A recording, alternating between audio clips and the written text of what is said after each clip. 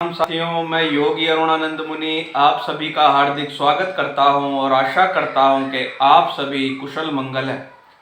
साथियों, आज का जो वीडियो है वो आध्यात्मिक क्षेत्र में जो साधक साधना कर रहे हैं विशेष रूप से उनके लिए है।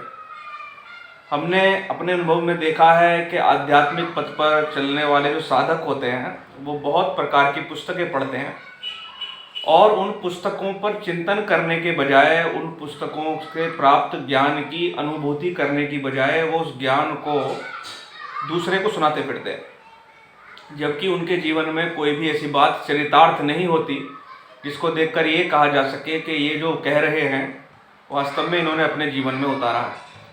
आध्यात्मिक क्षेत्र जो है वो भूगोल, हिस्ट्री, मैथमेटिक्स और फिजिक्स की तरह नहीं है। बाह्य जितने भी विषय हैं उसमें दूसरी चीज़ों की खोज की जाती है, लेकिन अध्यात्म जो है वो अपनी खोज है, अपना सुधार का नाम है। हमारा शरीर कैसे काम कर रहा है, हमारा मन कैसे काम कर रहा है, हमारे इमोशंस कैसे काम कर रहे हैं और हमारा शरीर, हमारा मन, हमारा अंतःकरण, हमारे भाव किसके कारण काम कर रहे हैं, यह सब आध्यात्मिक क्षेत्र की एक खोज है। लेकिन हम लोग क्या करते हैं, बहुत कुछ पढ़ते हैं और दूसरे को सुनाने में रस लेने लगते हैं। उससे हम विद्वान तो साबित हो जाते हैं लोगों की नज़र में, लेकिन हमारे अंदर से कुछ भी ऐसा तत्व प्रकट नहीं होता जिसको देखकर कहा जा सके कि हमारे जीवन में कोई उन्नति हुई है या हमने एक शांति का एक ऐसा स्तर पा लिया है जो कभी भी किसी भी परिस्थिति में असंतुलित नहीं होता है, छिन्न भिन्न नहीं होता। मैं दो महापुरुषों के नाम आज कोट करूँगा। पहले अपने सतगुरुदेव श्री शिव मुनि महाराज का मैं बताना चाहूँगा। उन्होंने शांतिदायी विचार एक पुस्तक में लिखा है।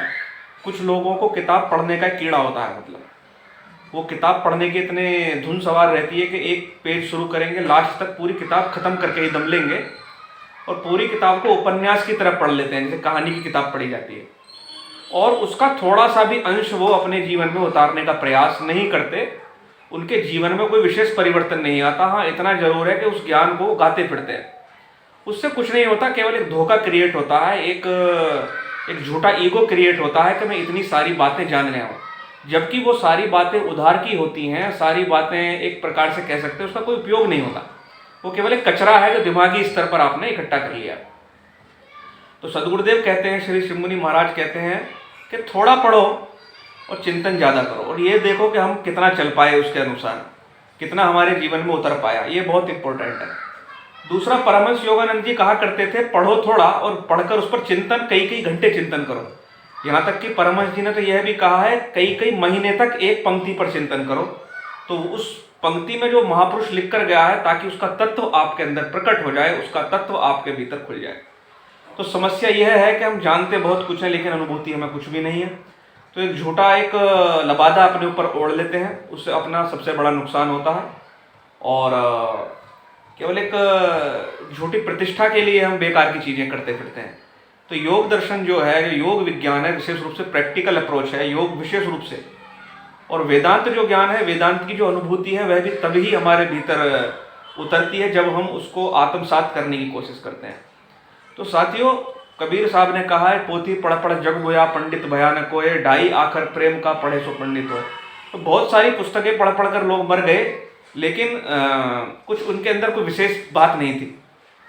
पंडित माने विद्वान, यो जानाति सह पंडित है।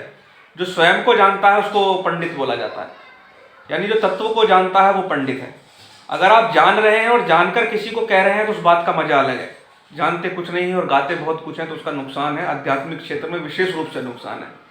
तो पढ़ो कम और गुनो ज़्यादा। गुनो मतलब मनन ज़्यादा करो, मनन करने तक उसको अपने जीवन में उतारने का प्रयास करो, और उतरने के बाद जब वो चीज़ आपके जीवन में प्रस्फुटित होगी, प्रकट होगी, तो उसका एक अलग आनंद होगा और दूसरे व्यक्ति पर भी उसका एक बहुत बड़ा प्रभाव पड़ेगा।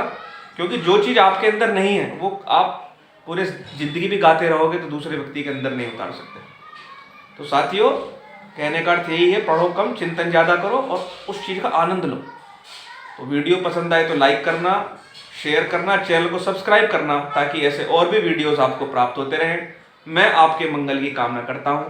प्रणाम।